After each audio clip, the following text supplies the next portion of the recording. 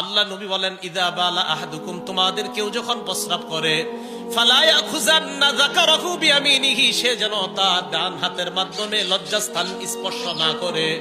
তোমাদের কেউ যখন ইস্তেঞ্জা করে, প্রস্রাব করে, সে যেন ডান হাত দ্বারা তার লজ্জাস্থান না ধরে, স্পর্শ না করে।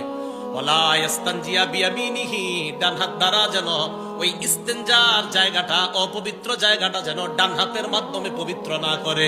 হ্যাঁ, ডান হাতে আপনি পানির জিনিসটা ধরতে পারেন, কিন্তু আপনার লজ্জাস্থান বা অপবিত্র জায়গাগুলোতে যেন ডান হাত না লাগে। কথা মনে থাকবে তো? এটা হলো 12 নাম্বার। তাহলে বাম হাত দ্বারা। 13 নাম্বার, ইস্তেঞ্জা করার সময় যারা ঢিলা ব্যবহার করবেন, কমপক্ষে 3টা ঢিলা ব্যবহার করবেন। কয়টা? 3টা। যদি মাটির ঢিলা ইত্যাদি আর কি ব্যবহার করা হয়, তো ঢাকা তো টিস্যু ব্যবহার করা হয়।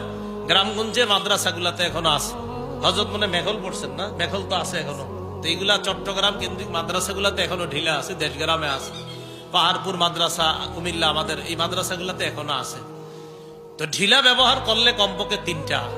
আবু দাউদ শরীফের 7 নম্বর হাদিসে ওই যে হযরত সালমান ফার্সি বলেছেন, নবীজি আমাদেরকে নিষেধ করেছেন, আন্নাস্তানজিয়া বিআকাল্লা মিন সালাসাতি আহজার, 3টা পাথরের কম যেন আমরা না নেই, 3টার বেশি যেন নেই। তাহলে ঢিলা কমপক্ষে 3টা, এর চেয়ে বেশি হওয়া যায়। যারা ঢিলা নিবেন, ওই সুন্নাহ যদি কেউ আদায় করতে পারেন করবেন। আর কি, এটা করার পর পানি ব্যবহার করবেন। এটা করার পর কি ব্যবহার করবেন? পানি। সূরা তওবার 108 নম্বর আয়াত যখন নাজিল হয়েছে, এই আয়াতের অনুবাদটা আগে শোনেন, এরপরে ঘটনাটা শোনাই। আল্লাহ পাক রব্বুল আলামিন বলেন, আউযু বিল্লাহি মিনাশ শাইতানির রাজীম, ফীহি রিজালুন ইউহিব্বুনা আন ইয়াতাতাহহারু ওয়াল্লাহু ইউহিব্বুল মুত্তাহহিরিন। আল্লাহ পাক কোরআনের মধ্যে জানায়া দেয়, অমুক এলাকায় মসজিদের মধ্যে একদল মুসল্লি আছে। এই মুসল্লিরা এমন যারা পবিত্রতা অর্জন করতে পছন্দ করে। আল্লাহ পবিত্রতা অর্জনকারীদেরকে ভালোবাসেন। আল্লাহ পবিত্রতা অর্জনকারীদেরকে কি বাসেন? ভালো।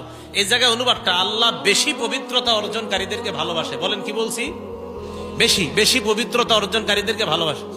এই আয়াত নাজিল হওয়ার পর নবীজি গেছে কুবা এলাকায়। এলাকার নাম কুবা। এই কুবা এলাকায় যাওয়ার পর নবীজি কুবাবাসীদেরকে বললেন, তোমরা এমন কি আমল করো, কিভাবে পবিত্রতা অর্জন করো, যে তোমাদের ব্যাপারে আল্লাহ কোরআনে আয়াত নাজিল করে দিছে। তখন তারা বললেন, ইয়া রাসূলুল্লাহ, আমরা ঢিলা ব্যবহার করার পর পানির মাধ্যমে ভালোভাবে পবিত্রতা অর্জন করে নেই।